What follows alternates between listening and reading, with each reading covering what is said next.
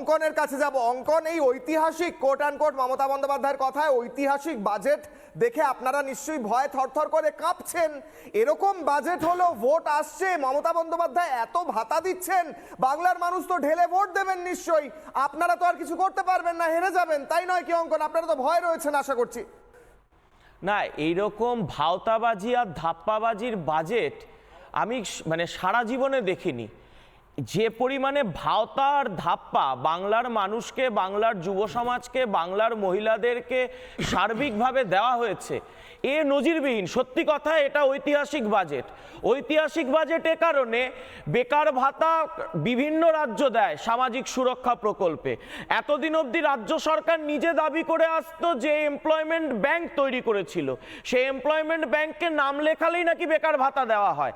তারপর বলা হলো যুবশ্রীতে বেকার ভাতা দেওয়া হয় ১,৫০০ টাকা করে।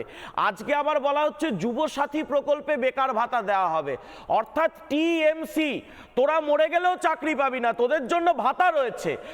শিক্ষিত বেকার যুবক যুবতী, তাদের কপালে চাকরি নেই, তাদের জন্য ভাতা রয়েছে। একটা ভোট অন অ্যাকাউন্ট বাজেটে তারা যে বাজেটের মেয়াদ হচ্ছে জুলাই মাস অবধি, তুমি আগস্ট মাসে ঘোষণা করে দিলেন আগস্ট থেকে আমি দেব। কি করে উনি দিতে পারেন আগস্ট থেকে? তার কারণ আগস্টে উনি জানেন ওনার তৃণমূল কংগ্রেস দলটাই সরকার থেকে বেকার হয়ে যাবে, তাই আগে থেকে নিজের দলের জন্য বেকার ভাতা ঘোষণা করে রাখলেন। আমি বলছি 2011 থেকে 2022 পর্যন্ত 21 বছর উত্তীর্ণ মাধ্যমিক পরীক্ষার্থী যারা এ রাজ্যে বেকার রয়েছে, সংখ্যাটা প্রায় 1,20,00,000। যদি আর আজকে যে 5,000 কোটি টাকার আপনি বেকার ভাতা ঘোষণা করেছেন, সেটা যদি আপনাকে দিতে হয় তাহলে আপনি প্রতি বছর দিতে পারবেন 27 লাখ, মানে 27 লাখ বেকারকে। তাহলে বাকি 1 কোটি বেকার কি করবে? বাকি 1 কোটি বেকারের জন্য বাজেটারি অ্যালোকেশন কি? ওই ট্রেডমিলে হেঁটে হেঁটে বাজেট করলে বাজেট হয়? এটা বাজেট না ভাওতা। ডিএ নিয়ে আপনি বলছেন, আমি বলছি 121 নম্বর পাতায় এই সরকার ঘোষণা করেছে বাজেটের 125 নম্বর পাতায় 19 নম্বর পয়েন্টে 4% মহার্ঘ ভাতা আমরা বাড়িয়ে দিলাম। তো যখন আপনি বাড়িয়ে দিয়েছেন, বাড়িয়ে সেই বাজেটারি অ্যালোকেশন কই?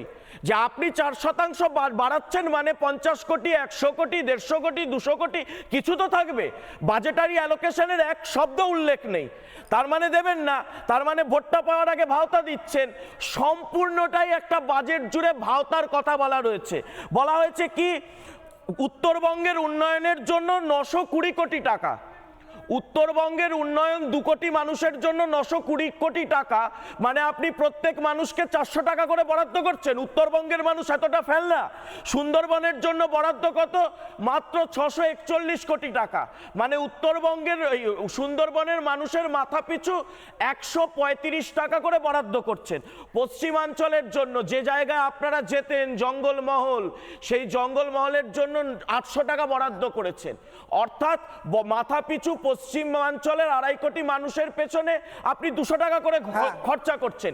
এই বাজেটারি অ্যালোকেশন দিয়ে আপনি বাংলার মানুষের উন্নয়ন করবেন বলছেন। তাকিয়ে দেখুন বিহার, শিক্ষা খাতে বাজেট বরাদ্দ 60,000 কোটি টাকা। আর তাকিয়ে দেখুন রবীন্দ্রনাথের বাংলায় আজকে শিক্ষা খাতে বাজেট বরাদ্দ 48,000 কোটি। আমরা বিহারের থেকেও শিক্ষার বাজেট বরাদ্দে পিছিয়ে। এরপর আপনি বলবেন ভাতার ঘোষণা করে যে আমি ভাতা দেব, যে ভাতাতে কারুর পেট ভরবে না, ভাতা দিয়ে সংসার চলে না। আমাদের মতো ছাত্র যুব আমরা ভাতা নয়, আমরা সম্ভাবনা চাই, আমরা চাকরি চাই। চাকরির ঘোষণা কোথায়?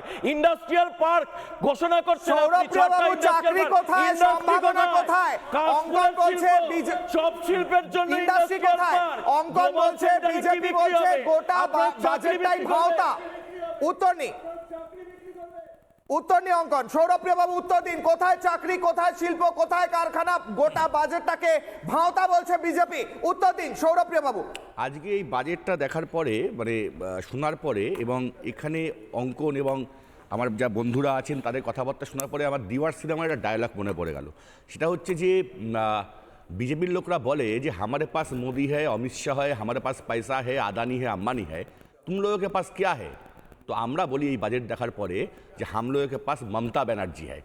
মমতা ব্যানার্জি আজকে যা বাজেট করেছে না, সেই বাজেটটা হচ্ছে কল্পতরু বাজেট, যে বাজেটের মাধ্যমে প্রথমে আমাদের বুঝতে হবে প্রায় 2.5 লক্ষ কোটি টাকা আমরা ধার শোধ করেছি, যে ধারটা আমাদের মাথার ওপর ছিল, যে বাজেটের মধ্যে দিয়ে 11 সালে আসা কোথা থেকে? অঙ্ক আমি তোমার মধ্যে বলি, ধারটা তোমার মধ্যে নিয়েছেন কোথা ঢুকিনি থেকে? ভাই, ধারটা নিয়েছেন কোথা ভেরি থেকে? ব্যাড হচ্ছে বলুন, বিষয়টা, সেটা না, তো অঙ্ক আপর। পরে কথা বলবে। ধারটা নিয়েছেন কোথা থেকে? দ্বিতীয়বার 2011 সাল থেকে আজ পর্যন্ত এখন পর্যন্ত 45.64% বেকারত্ব কমেছে।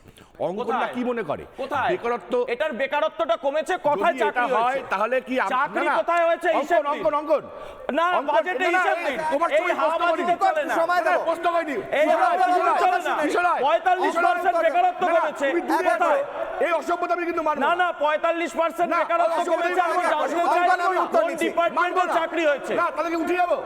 45% বেকারত্ব আমি কোন উঠে যাবো। ডিপার্টমেন্টে অঙ্কন আমি উত্তরটা নিয়ে নিয়ে আবার আমি আসছি। চুপ করে শুনবো। অঙ্কন নানা ধরনের কন্টেন্ট দেখার জন্য লাইক করুন, শেয়ার করুন আমাদের ফেসবুক পেজ, সাবস্ক্রাইব করুন আমাদের ইউটিউব চ্যানেল, পাশাপাশি অন্যান্য ব্রেকিং নিউজের জন্য অবশ্যই চোখ রাখুন রিপাবলিক বাংলায়।